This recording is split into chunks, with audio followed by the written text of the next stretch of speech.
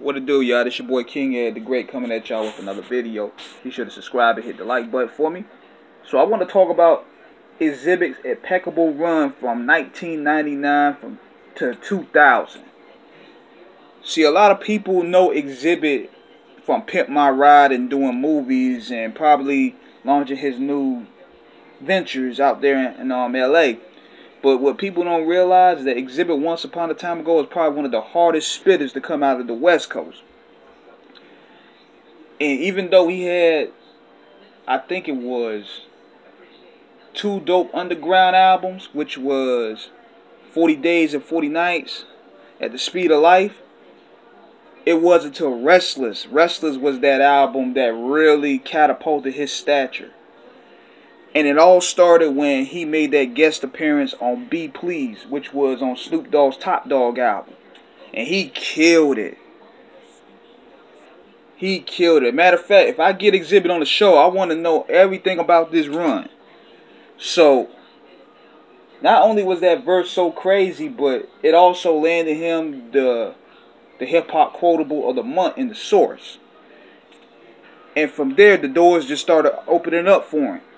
He was on the Eminem Marshall Mathers LP, which is one of the biggest albums of all time.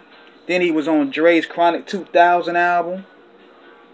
Then he was on Corrupt Streets Is a Mother, the East Siders album. He did the Eric Sermon Joint Focus with Quick. He was on Sticky Fingers Get It Up remix with Method Man and Red. He was on the Sway and Tech Anthem. Then the Up in Smoke tour, which is possibly the biggest hip-hop tour of all time. Xzibit put in major work at that time. Then the year 2000 joint that was off the Black and White soundtrack. So when Restless came out, it's like everything in his career changed. It elevated him. He basically became an unofficial member of the Dog Pound, unofficial member of Dre's crew, but he just didn't sign the paperwork. So when that album came out, it made him a star. He had all the heavy hitters on that joint. He had Quick, Battle Cat, Fred Wick, Dre, he was overseeing it. Eminem was on there, Snoop was on there. He couldn't lose. You can't lose with a lineup like that. Nate Dogg was up there. And that album came out around the time where Loud was officially peaking. It was peaking. It had dropped the W album. It had dropped Prodigy's album. It had dropped MOP's Warriors album. Man, hip-hop was like Christmas time at that time period for us consumers. So that album came out. It did, I think, about 3 times platinum. And it made Xzibit into a crossover star.